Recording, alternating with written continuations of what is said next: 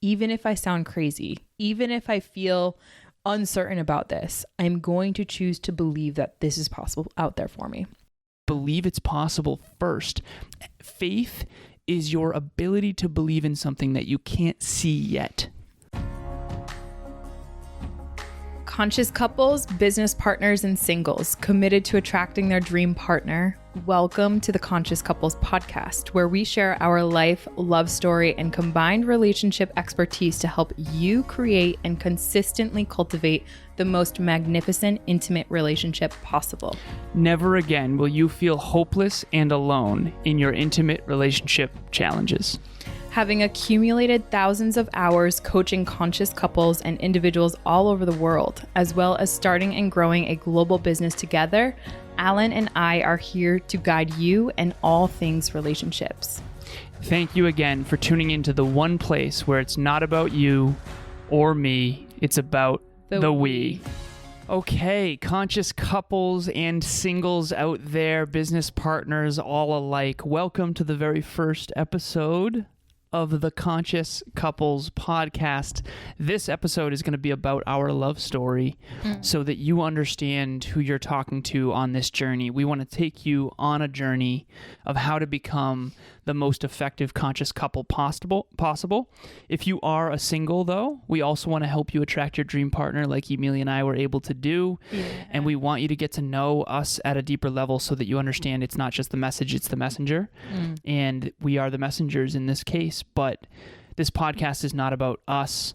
It's about all of you out there listening and your magnificent relationships. Yeah. I think the only thing that I would add to that is that if no matter where you are in your growth journey, one thing that Alan and I have learned about ourselves is that it's so important to grow.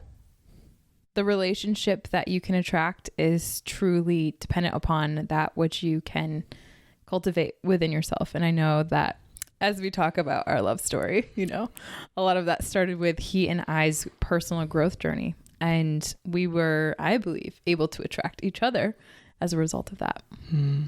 This podcast will very heavily be about the law of attraction and how it actually works and when and where it's not working properly because you're not living in the truth. But today's episode is more about just our love story in general. Do you want to start? So, sure. So, ladies first, love. I guess it starts with like where I was at initially before you and I started dating.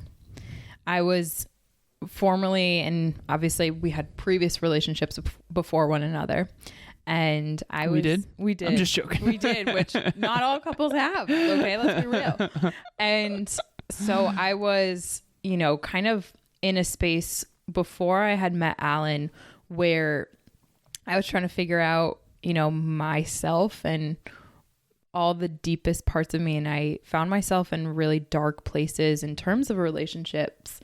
And it was in those dark places that I got super excited to start to learn who I was and do a lot of what I call inner work. And a lot of that inner work has actually come into our relationship. And what that looked like was figuring out who the heck I was, who I was underneath all of the conditioning of former relationships and all of the challenges that came as a result of misaligned relationships. We all have those. And in that, I did a lot of inner work so that I could get clarity around who I was, like I said. And I think that from that inner work, inner clarity, I was able to say no to a lot of things that weren't for me. And in that moment of saying no to a lot of things that weren't for me, I was actually able to shift my focus into what was actually meant for me. So like, what were my dreams? What were my aspirations? What did I care about? What did I not necessarily care about so much? And in that journey, I created this whole relationship standards list of how I want to be treated, how I don't want to be treated. What is the type of person that I want to be with? What is their character? What does their integrity look like? What do they actually care about? And what I found in doing that is that how I was living very much before Alan. So BA. Before Alan. You just turn the mic towards you a little bit, babe. There we go. There you go. So before Alan, what I found was a lot of clarity around who I was. And in doing that relationship standard list, I got very clear on what I didn't want in a relationship. And so you'll kind of hear in our story that you're going to be telling, a lot of my social media actually aligned to the fact that I was in a relationship with someone very near and dear to my heart, and that person was me. But you'll see how, as the story evolves, and I knew what I didn't want, I think it got clearer and clearer of what I did. And so then when you came across my world, it was very evident to me what I fell in love with first, which was your mind. So I had a friend, her name's Bianca, who ended up being a mutual friend of yours. And ultimately what I did was, in she and I's orbit, she and I would talk about dreams a lot. And she and I would go deep into conversation around things that I was so passionate about, but before couldn't really speak to anyone about. And it was in me speaking about my dreams finally for the first time. And one of that dreams was, I want to have a podcast and I want to help share with other people some of the challenges that I go through. She had said, well, I know people that podcast. There's these great guys, Alan and Kevin, you got to meet them. You got to talk to them. And she had essentially started to expose me to you guys. And at the time, that exposure is what very much solidified my interest in Alan and you, baby. But it was fascinating because what my experience is I fell in love with your mind before I fell in love with anything else. And for me, that was so weird because formerly I had fallen head over heels for other people in terms of physical attraction or other externalities that frankly now, just looking back, it's so clear to me that that was not fulfilling. That didn't bring alignment. That didn't help me become who I aspire to be. And so as I heard you on your podcast and heard your brain, I fell in love with you. So we can go into so many other avenues, but that's enough for right now. This is wild. Being here with you on this podcast is wild for me. This is wild, isn't it? Yeah, this was once a dream, but now it's our reality, which I think is so beautiful because had it not been a dream, it could have never been a reality. It's unreal. It's unreal. So the part of the story you've heard many times. Okay, so Bianca and I were friends at the time, and I was somewhat coaching her unofficially. Mm-hmm. And she was hanging out with you, and I remember her and I were hanging out, and I was sort of mentoring her, not coaching at this point, at least not, she wasn't paying me yet. And she showed me some audio messages from you. You're like, you have to hear this woman's mind. Emilia, she's unbelievable. And you had sent her like a bunch of audios, because this was back when you had a screen on your phone that made it so that it kept undoing the audio. Yeah. Goodness. Just for context, she used to send audios that were like 45 seconds a piece because her thumb would, you used to think my thumb would slip off. You thought that was the reason, when in reality you just had a phone screen that was too thick. Way too thick of a protector. But anyways, so I remember hearing your mind first too. And I was coming out of a relationship. I had been in a relationship a year prior to that, and it was off and on, for a while. And then I was in what we now refer to as Lonely Land for about 8 months. Right. And the important piece for this episode of our love story is that I'm coming off of a time in my life where I said no to all other options. I, like you, prior to meeting Emilia, decided that I'm not going to make my intimate relationship decisions on any sexual attraction. I decided sexual attraction was not what I was. It's got to be last. Yeah. Exactly. I had the framework of PMES, so physical, mental, emotional, and spiritual. And I said, I'm never going to make them based on the physical anymore. I want to make it based on the mental, spiritual, and emotional. Yeah. And it's so fascinating because I said no to many other very physically attractive opportunities, and I just stayed out of those rooms for a very long time. I was alone and really celibate, honestly. And when I came into your orbit, it's so fascinating now because you're the most physically attractive person I've ever been with, which is not what I was going for, which is so wild to think about that duality. Same. Yeah, isn't it fascinating? Yes. So I was watching her real estate videos. You were in real estate at the time. And I saw all of these videos of you in these homes doing virtual tours and talking about real estate and talking about entrepreneurship and all that kind of thing. And I would watch these videos, and you were not only so beautiful, but you were so articulate, and you seemed so sweet to me.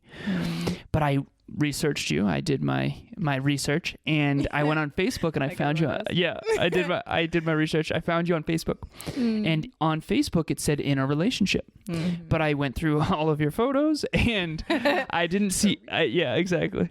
I creeped on you a little bit, and you and I had kind of been talking at this point because, just for reference, she had suggested an episode topic for the Hyperconscious podcast. Yes. Which was Kevin and I's podcast at the time before we rebranded to Next Level University. Right.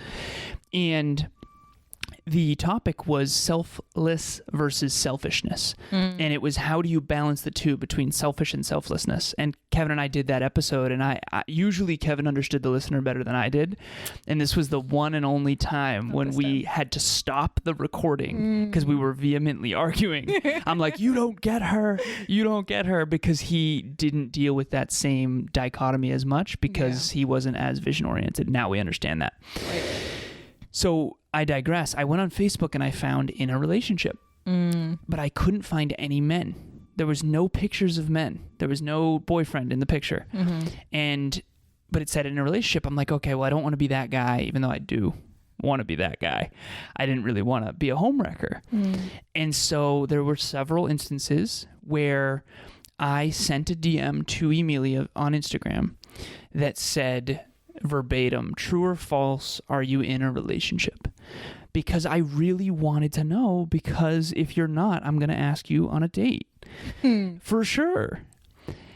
I unsent this DM at least twice, maybe 3 times. And I think you probably remember getting a message from me and then wondering why there's no message. Yeah, I do. I was like, Lazaros 88, like, what? My little Instagram banners at the time. I was like, what? Like, this doesn't make sense. Like, there's a notification, but there's no message. Like, what? I finally mustered the courage. It's Friday night. I'll never forget it. I'm at Impact Fitness, and it's Friday night, mind you. I'm late night in the gym. It's like 8 o'clock at night, and I'm in Lonely Land, refusing to go to the bar, refusing to go to any sort of old room with old people, and just grinding, just working out on a Friday night. And eventually I just like, dude, you've got to send this DM. That was my self-talk. Yeah. And I did. I sent it.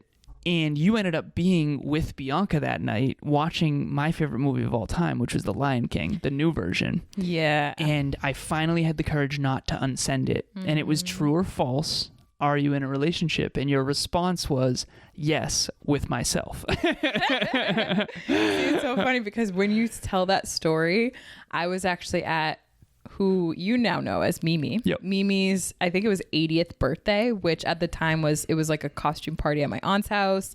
And I remember distinctly, I was at my aunt Deb's house, and I was at the kitchen counter, and I pulled up my phone and I saw a Lazaros 88. I'm like, oh my God. At this point, I've had like 3 or 4 DMs, but nothing there. So like, what is like, my like intuition was like, something's going on with this guy. I don't really know. Like at that point, I wasn't necessarily like head over heels falling in love with you, but I was like, you were definitely something on my radar at that point. And I remember opening up my phone at Mimi's, and you had said, true or false, are you in a relationship? And I remember giggling at the time, like with myself, and I was like, hee, like, who is ever gonna take me seriously? But it is what it is. Like, I am me.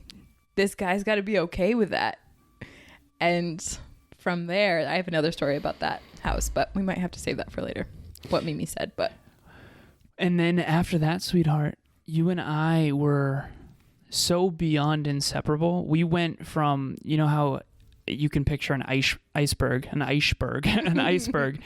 the majority of the iceberg is beneath the surface. Yeah. You and I went so deep, so fast, and we had so many audios back and forth to one another that we were getting to know each other on such a deep level. We even had flashcards to keep up with the audios back and forth. Oh my God. In hindsight, this is very clear. We were doing self-customized podcasts to one another of like my full monologue, verbal processing, expression of emotion. It was so wonderful. It was so I was so wonderful. Grateful. I've never had that before. Same. Prior to you. And we would use the voice memo app and we'd send them to each other via text. And we went on several dates. Our very first date, I'll never forget this either.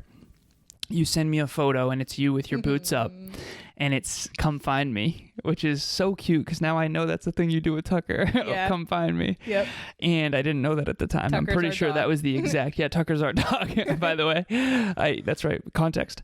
But there's a little game we play with Tucker where we'll hide in the dark upstairs and we'll say "Come find me," and then he'll run up, and I didn't know that was a thing back then. Now I do. And so I come and I find you and you're in the back of the coffee shop, and the very first thing I sit down and I say, "You were so cute. You're so sweet." I say, "How did you do what I couldn't?"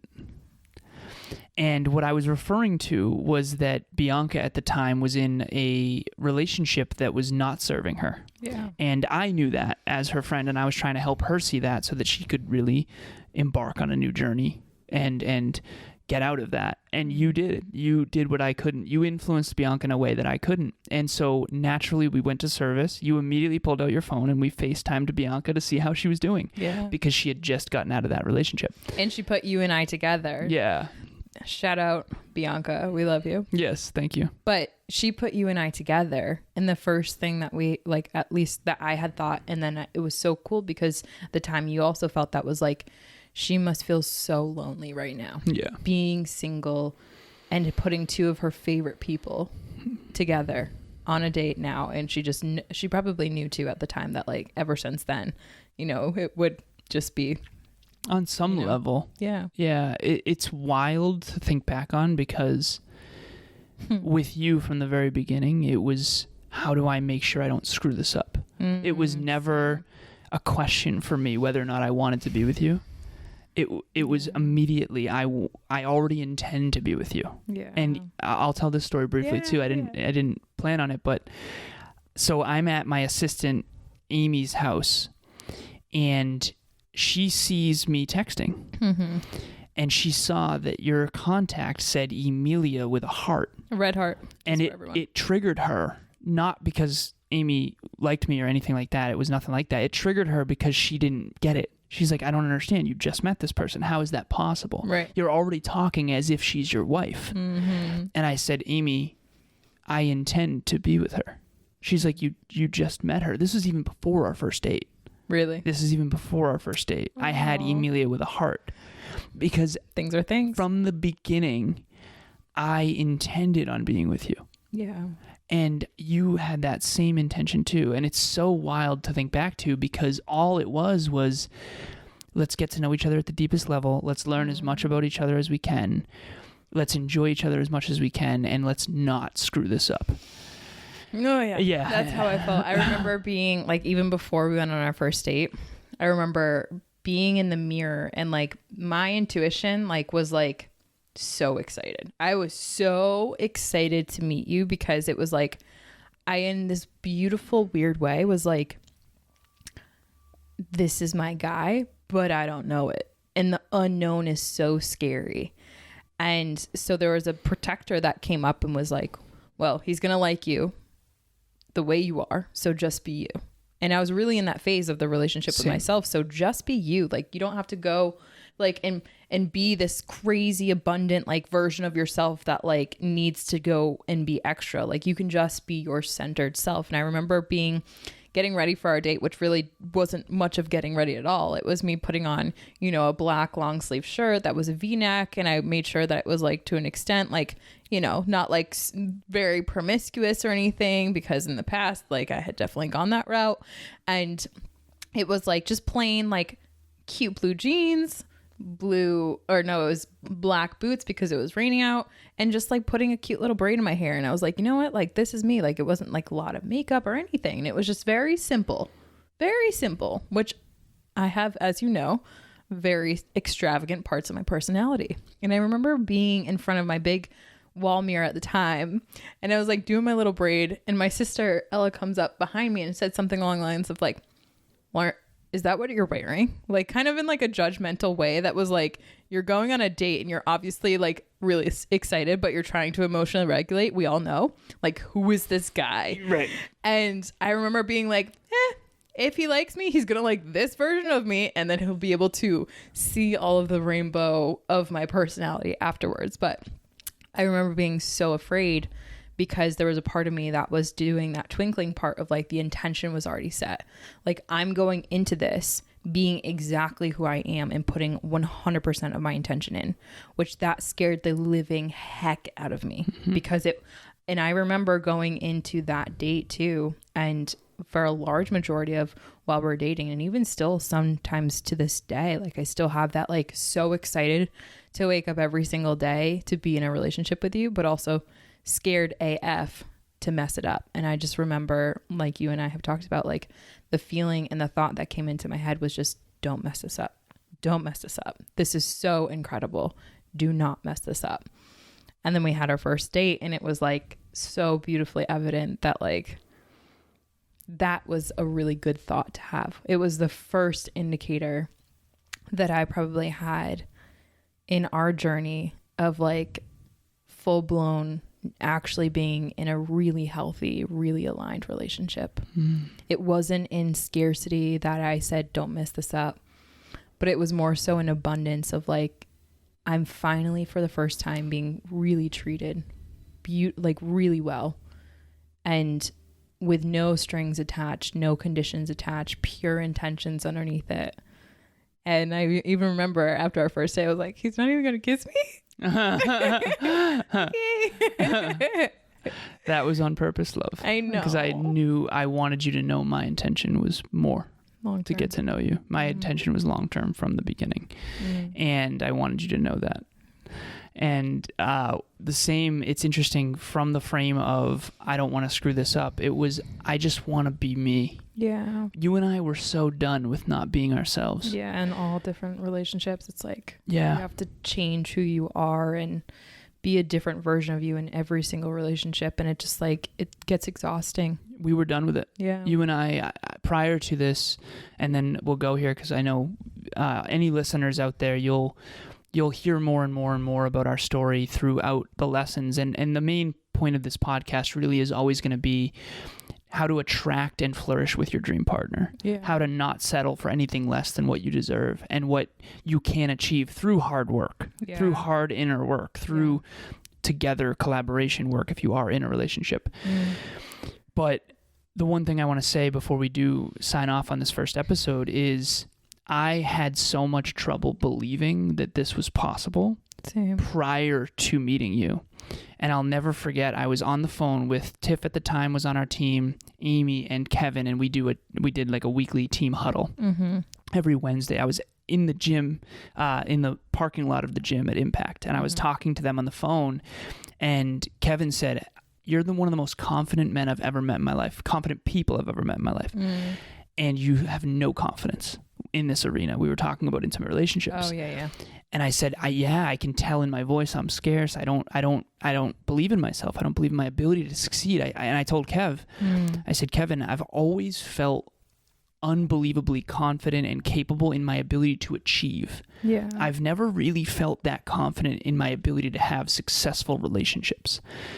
And the reason I used to think those two were a reason, because I have huge goals and ambitions and aspirations, and I felt very unrelatable to most people. Same. And I know you have too. And Kevin said this, he said, Alan, the reason you feel like uncertain about intimate relationships is because you haven't succeeded at one yet. Yeah. You just got out of one. You've had many in the past. You haven't succeeded at creating your dream relationship yet, but you will. Right. And I said, I feel like I'm looking for, I said, I want someone who's more goal-oriented than me, who's more future-oriented than me, who has bigger goals and aspirations than I do. And I said, I feel like I'm looking for a red Ferrari with black leather interior, with, a disco ball on the ceiling, and it also has to fly and drive itself, and it can go to the moon, and it can go to the stars. And I use this analogy of like, I feel like I'm looking for something that doesn't exist. Yeah. And Kev said, you have to believe it before you achieve it. That's you Yeah. That's what you tell me. That's what you told me. And I said, you're right. And I realized in this moment, I am unconfident in this arena. I said, it has to exist. Fast forward 2 days. We're in the studio, which at the time was my mother's basement, by the way. And I'm saying, that's it. I decided. I want to be the anchor. I want to be the one who's less growth oriented in the relationship. I want to be the one with lower goals and dreams. And Kevin said to me, who on this earth has lower goals and dreams than you do? You intend to be a billionaire. Like, who has lower goals and dreams than that? I said, it has to be out there. And at the time I was like joking about Taylor Swift or whatever, but it has to be out there. And I remember believing it before I met you. And it's wild how quickly it went from I believe it to I found it. Right. And you as well. I know you had a similar experience. So prior to Emilia and I meeting, we did the inner work and the inner belief. And that's really my takeaway for this episode is believe it's possible first. Faith is your ability to believe in something that you can't see yet. And that's what I did. That's what turned it for me. And then after that, we found each other and the law of attraction started working properly. Finally. I mean, and for me too, I remember it was like the day, it was that Friday, I think it was at noon, somewhere around there. I was in the bathroom, and this was that night that I was going to Mimi's party and everything, which was the time that you actually sent me the DM. But it was that day. And didn't unsend it. But it was that day where I had decided, like, I'm just going to stop, like, because I had done a lot of inner work prior, and then I was talking to other people, and I was just like, just wasn't right. Like, it just wasn't for me. Like, none of those people that I had talked or conversed with or even considered were for me. And I was just like, there's no point in continuing any of this. And I'm going to finally just decide to not converse or entertain anything unless it's 100% for me. And it was in that day that I finally decided, like, it is out there. 100% it is out there. And same thing. It was the belief that I had to just 100% switch on.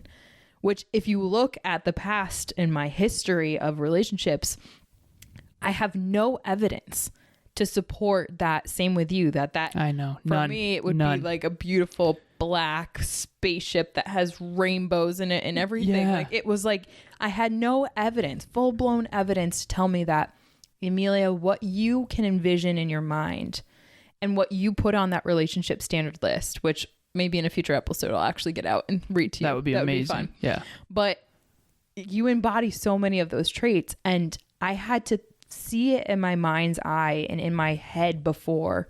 And I had to, even though I didn't necessarily have any evidence to believe that that was even achievable or possible, just say, you know what? Even if I sound crazy, even if I feel uncertain about this, I'm going to choose to believe that this is possible out there for me. And I'm going to allow and surrender to the fight, to the resistance of like, well, I don't deserve it, or this or that, like, which... Or it doesn't exist. Or it doesn't exist. Yeah. Which that was my main concern, was it doesn't exist. And sweetheart, I know that this is true for you as well. I also had a declaration. I decided in advance. Yes. If I have to be alone forever, searching for this person that has higher aspiration and is mission driven like me, I will spend the rest of my life alone. Yes. And I remember actually deciding, like, that would be better than what I used to do. Right. Then I will not go back to old relationships like what I used to do. I will be alone forever, or I will find this person. Right. And I'm so grateful. Isn't that crazy? It's wild. Yeah. I wonder, so I don't think it was the same day, but it was like in the same week or so. Yeah. So I decided that on that Friday, and that Friday night you had reached out and texted me. So cool. I think in that moment I was like, whoa, life is happening way too fast. Makes sense. Just decided. Yeah. And all of a sudden this guy sends me a DM that's now on my radar. I might have felt it on some level. Yeah. I might have felt it on some level, babe. It's very much a spiritual thoughts or things. It scares me because how many people out there right now haven't decided? I know. How many people don't believe and are settling for less because of it. just like you and I used to do. Because if we had believed, and I'll say this transparently, and I know we got to go here, if I had known that this was possible, I would never have settled. Neither would I. It's not even close. Nope. My past relationships, nothing against my past partners, they weren't even close. Same. In terms of alignment, it's not even remotely close. And so had I seen a relationship like us, growing up, I saw a lot of unhappy, unfulfilled marriages. I saw unhappy people, unfulfilled people. Marriage scared the hell out of me because I saw unhappy marriages. And if I had seen you and I would have never settled for what I used to settle for. Right. Because I would have known visibly that it was possible. And so if you're out there, hopefully that's what this podcast can do for you. Yeah. We can authentically communicate to you what is real and what is true. And we can tell you authentically that we used to struggle to believe it. As a matter of fact, me in my mid-20s, seeing her and I right now, I would be skeptical. I would be skeptical when I hear they never fight. They've never fought once. We went to Friendsgiving 5 days into our relationship, and they thought we were acting like we were married. They were so taken aback. Yeah, but it was so natural and so organic. It was so beautiful. So that's my main takeaway: is decide in advance not to settle. Even if you're in a relationship right now, you might feel lonely inside yourself in the relationship because maybe it hasn't been growing lately. This podcast is going to help you believe in a brighter future with your partner or without. Your call, and we're going to help you work toward that. But first you have to decide, I want a magnificent relationship and I will not settle for anything less. I want extraordinary and I'm committed to extraordinary. And that's what we did before we met each other. Truth. And that's what we do every single day. We recommit to extraordinary. And I love that about you and I. And same, if I was in a different place in my growth journey, it would be really hard to believe it's possible. And I think that that's what, like, Disney does a great job at showing love stories, right? But how magical they are is because we don't see that love story in real life often. And so I'm grateful to be able to create this magical love story with you and to be able to share with other people out there that, like, it is in that decision that can totally rearrange your life. And in that decision, you can finally be in a relationship, not only with yourself, but with an intimate partner that gives you the permission slip that you've probably always wanted to be more of who you are and be celebrated and loved and supported in ways you never could have thought were even possible. And so I hope to be that example for others and keep it real, keep it raw. Share the love, spread the love, and help this podcast help others in ways that you and I can't even fathom right now. So, dream come true. Dream come true. Love. Dreams are coming true. This is a real life. This is a real love story. This is not a Disney movie. And it feels like a Disney movie to me. For sure. But I want the listeners and the viewers to know that this is not fabricated. This is real and it's possible. Okay. And it's what I did struggle to believe was possible. I remember having so much doubt that I would find this. I didn't know that this was possible, but somewhere deep down I did know it was possible, but I had to get rid of all that self-doubt and I had to be like, you know what? Even if I have to spend the rest of my life searching, I cannot settle for anything less than magnificent. And I'm so grateful that we still are that way today, every single day. So thank you all for watching and listening. And that is our love story.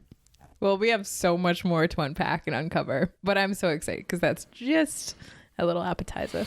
Okay, a couple quick things to note. So March 10th, we have so just for anyone who's new listening to us, we do a monthly relationship talks event every single month. Our last one was about creating healthy masculinity. Next month in March 10th, it's in the evening. It's a virtual event, by the way. We're doing it on outgrowing old friendships. And so this is a podcast for all things relationships. If you're in a relationship right now and your intimate partner maybe still is associating with people that aren't what's best for them, or vice versa, this is going to help you really cut ties with those old persons, places, things, and ideas that really aren't serving you anymore. We're transparent about this. Listen, we're on a growth journey. Yeah. And if you're not growing, then we're not going to be able to align with you, because we're aligned with growth and growth-oriented people. And so that's what that event is about. It's a completely private event where it's not recorded, it's not repurposed. It's a place where you can talk about real taboo topics that are typically taboo, that don't get talked about, and then we wonder why we don't master them. So come to those events. It's very interactive. We had, I think, 20 people at the last one. The chat was on fire. And we also have a WhatsApp group as well. So DM us if you want to be involved in that. There's also a link in the show notes to register. Again, March 10th. I think it's at 6 p.m. Eastern Standard Time. Yep. And please register. Virtually. It's virtual, so just a quick Zoom. But yeah, we love those because we get to hear a global perspective. So you get to meet people from all over the world and understand some of the challenges that they might go through. And I love the fact that you get out of that event and you know that you're not alone in some of the challenges and the taboo topics that we talk about. So that's something that we do every single month. And I'm super grateful because my baby helped set all of that stuff up. And we are such a team in that. So we also help show people what's possible when you are a team. And in addition to that too, we also offer, one free virtual relationship talks where you get Alan and I, who coach relationships all over the world. And in 30 minutes, we look at your relationships and whether you're a conscious single or a conscious couple wanting to improve the quality of your relationships. You get to sit down and pick our brains for 30 minutes. And what happens on the other side of that is that your relationships just drastically improve. I mean, my favorite part is that we get to meet people from all over the world, and no matter their background, no matter their beliefs, no matter their values, and no matter where they grew up in, the conditioning or whatnot they might have, they can virtually walk out of that 30 minutes with Alan and I and feel that weight lifted off their shoulders because they're finally heard and finally seen, and they can be equipped with tools, with strategies, and with different aspects of communication that can help improve their relationships. Emilia and I coach with couples, and we have 4 different paying coaching clients that are married couples. So 3 of them are married, 1 is not, but one's a 2-year relationship, 1 is a 16-year relationship, 1 of them is a 7-year relationship, 1 of them is a 6-year relationship. And we've witnessed relationships on the brink of divorce and struggle and breaking up come completely full circle. I mean, I coach as a business coach. I coach clients all over the world, different backgrounds, different industries, constantly. I just surpassed my 1,000th coaching call not long ago. And I'm telling you, I sat Emilia down recently and I said, this is something different. I cannot believe how quickly these people are transforming. Yeah. These couples are transforming. So those free, unbelievable, genuinely. It's so why I've never seen anything like it. I know that like me one-on-one coaching is very powerful. I know you one-on-one coaching is too, but these relationship talks, they've blown my mind in how quickly these relationships, the first call, it's like they're really having a hard time. By the next call, they're energetic, they're in love, they're cuddling. Aww. It's wild. So it's so cool the work we get to do. And that's what those free relationship talks are.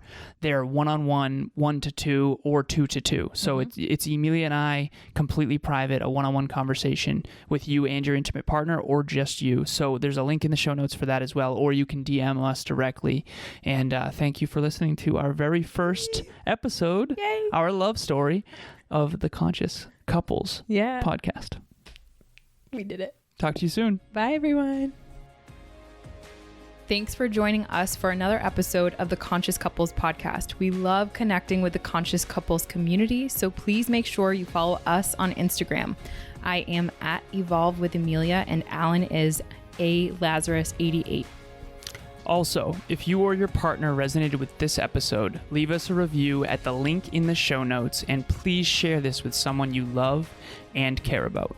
Until next time, remember, it's not about you or me. It's about the we.